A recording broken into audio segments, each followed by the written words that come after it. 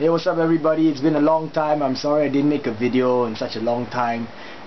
It's because I found myself a good job, full-time job, and I'm really working hard, and I'm just trying to make ends meet, so I don't really have much time to mod or do anything I want to do, but I did manage to finish this though. Yep, so I promise you that this is gonna be worth watching. This is Max Force Shadowhawk 100 by Jakks, and I've made a trigger mod, as you can see.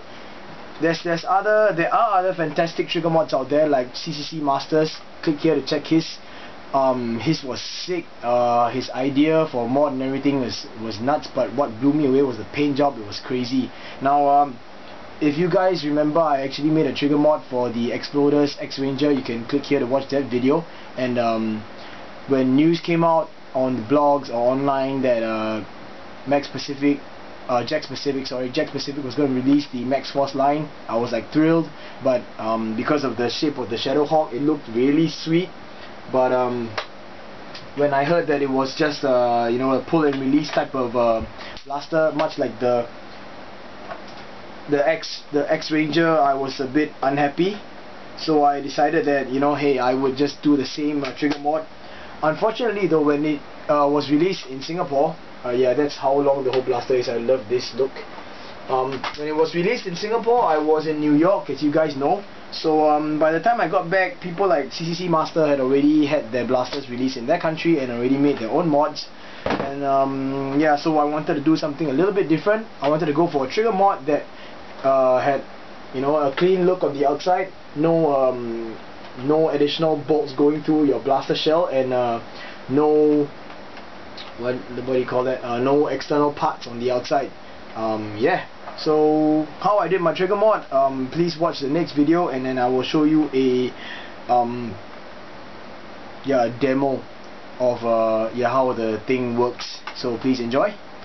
As you can see, there's a trigger here. It's a little bit loose because I'll explain it to you later. Anyway, this trigger is from a scrap blaster. I have no idea what blaster it was. I can't remember anymore. I just found a trigger lying around somewhere. And if you please take a look, there's no barrels here because this is just purely for demonstration purposes. There's nothing here.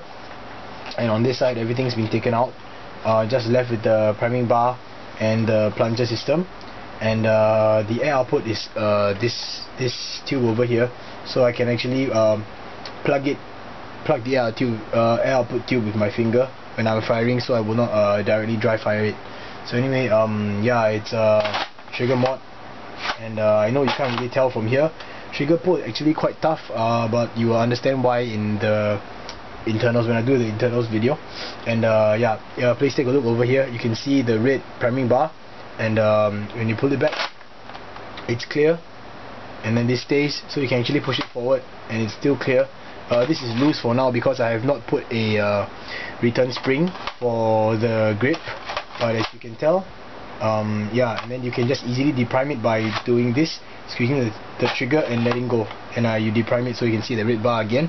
So now I will show you the seal, which is a stock seal by the way, but I'm going to show you a firing demo so you know that I'm not lying. Please watch the red priming bar. I'm going to plug the air output with my finger, and I'll squeeze the trigger, and you can see the priming bar actually moving slowly forward. And right at the end, because this slid back a bit, it pushed it forward. So one more time.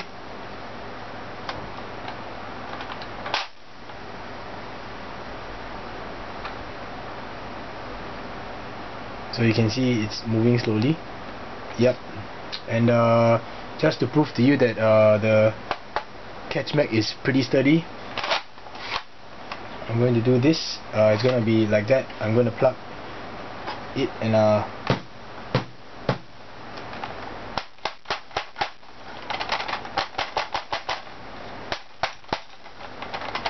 you can see it hasn't tripped yet.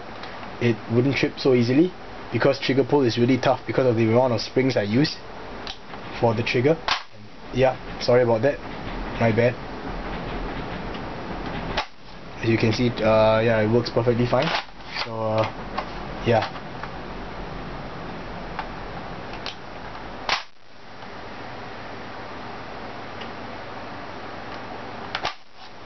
Yep, As you can see now, I did virtually nothing to the Plasters Cosmetics on the outside. Of course this bar is missing because I have not attached it yet.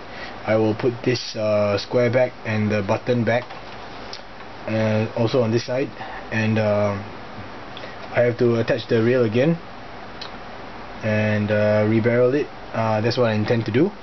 And the only thing I would say is that this is a bit loose, although the trigger will not come out, but it's because I dremeled a little bit too wide trigger slot, but it serves its purpose anyway.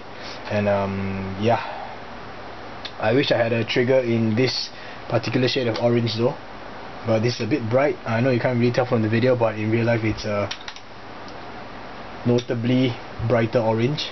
And yep, that's all for this demonstration video for now. Yep.